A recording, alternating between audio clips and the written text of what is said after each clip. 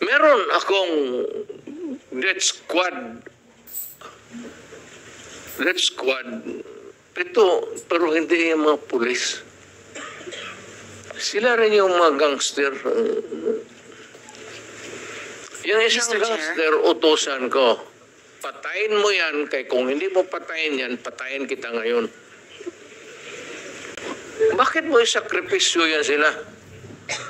Alam mo, sir, ganito ha. Mabutit na lang nandito if you give me time. Ang pulis, sir, kawawa. Hindi mo alam, pag ito nandito itong mga... Pag ang pulis na pailan ng kaso, sir, suspended yan. Wala ng pagkain yan sa... The day that the suspension is issued, that day, ang pulis wala ng pagkain, ang mga pamilya nila wala ng pera, ang mga bata wala ng pamasahe, hinto lahat. Paralyze ang pamilya ng pulis. Hindi ninyo alam yan. Kaya may kaibigan kayo ng pulis, tanungin ninyo. Yan ang buhay ng pulis. Kaya protektado ko yan sila. Pagka in the fulfillment of duty, sabi ko sa kanila, magpakamatay ako sa inyo. Pero pag nag-abuso kayo, nagpatay kayo ng tao, nag-hold up kayo, nag-kidnap kayo, putang ina, ako mismo ang papatay sa inyo. Mr. President, okay, ako muna may tanong. Kasi medyo nalito rin po ako. So, ibig niyo sabihin, gusto niyo proteksyonan yung polis, ayaw niyo silang gamitin sa maipit sila kasi kung masuspend sila, kawawa pamilya niya. Tapos nabanggit niyo, may sarili kayo ngayong tinayo na hit squad. Is that what you're trying to tell us? Para hindi po kami nalilito po. I mean, can we be very clear? Hindi naman Sa salitang ano po ito? Salitang diretso. Opo. Hindi naman death squad. Basta alam ng tao sa Davao na nandyan ako at magkamali ka and you commit a heinous crime at walang mapuntahan yung agrabyado. Ako yan. And then how do you remedy the situation, Mr. President? Or how did you remedy those situations na nalapitan ka? When I am called for another investigation, sir, sabihin ko. Hindi ko man ito drama. Tanungin niyo ako ulit, tapos my experience, 73 years old na kayo, sir. So, in a few years, 2-3 years, may sakit na rin ako. Gusto ko iwanan yung lahat para malaman. Thank you, Mr. President. Just one last statement. Your Honor, I cannot help myself. No, excuse me. Senator Estrada, the floor, merong intervention gusto rito. If you will permit. Sige, okay. Okay, Senator Bato, go ahead. Yeah, I just would like to put on record na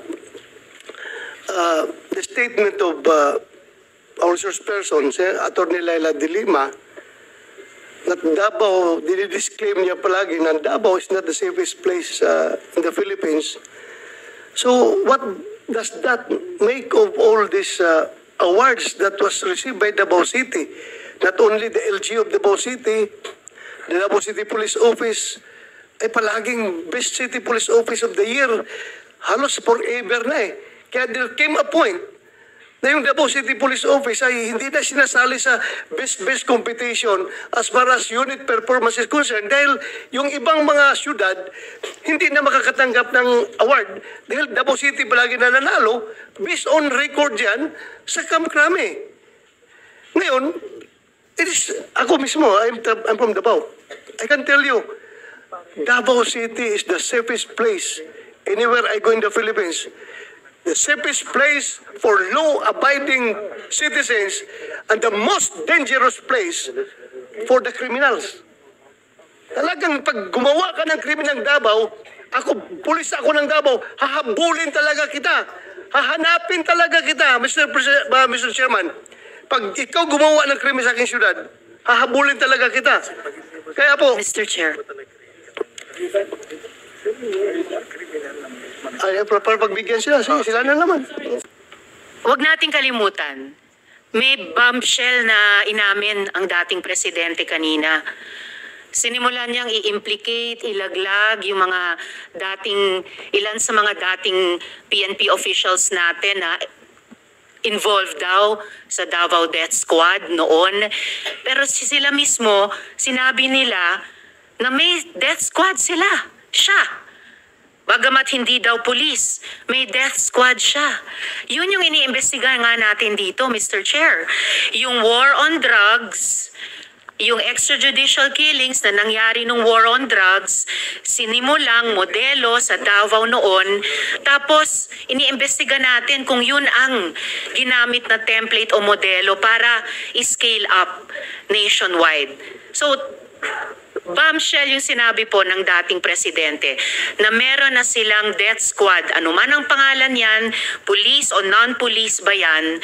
Kasi it looks like what we are investigating now, yung ginamit na instrumento para sa war on drugs na nagbunga ng napakaraming extrajudicial killings. You are For the record, Mr. correct, ma'am. Chair. Tama Thank you, ka talaga. Mr. Chair.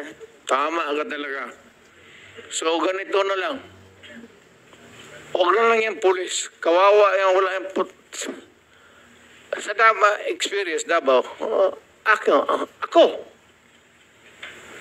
Imbestigahan niya ako. Set a date for an investigation para sa akin. Ako ang imbestigahan ninyo. But kunin ninyo yung record sa Davao yung namatay. At sabihin ko sa inyo kung wala akong taguin. Alam mo, nag-warning ako, huwag kayong gumawa dito.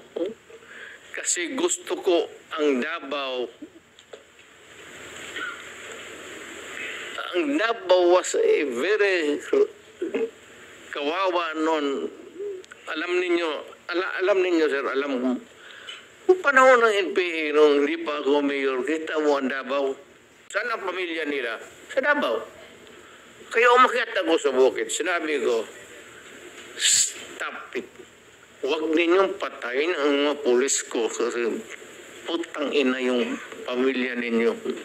Yayariin ko yan. Mr. Chair, if I may, dahil matagal na po yung sa NPA, kung maaring mag-follow-up question ako sa dating presidente Go ahead, sa Mr. Death Squad. Mr. Chair? Salamat Go ahead, kaayo, Senator Mr. Chair. Lisa. Kanina, sinabi nyo there were 7 people dun sa inyong self-described Death Squad.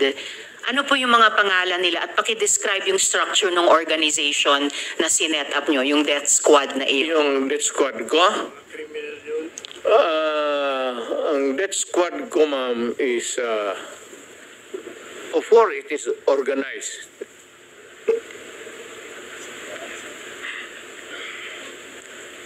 Dyan lang. Ano po yung structure ng organization na iyon? Against criminals. Hindi po, yun yung task siguro na binigay niyo. Pero anong structure ng Death Squad niya iyon? Structure against crime and criminals. Ibig sabihin, ano po yung setup? At sino yung 7 yon na miyembro ng Death Squad Fight niyo? crime.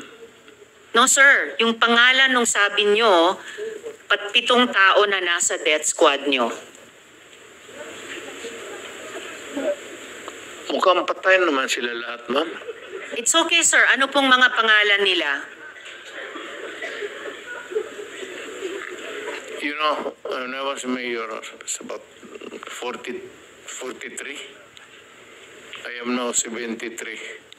For the life of me, I cannot remember the name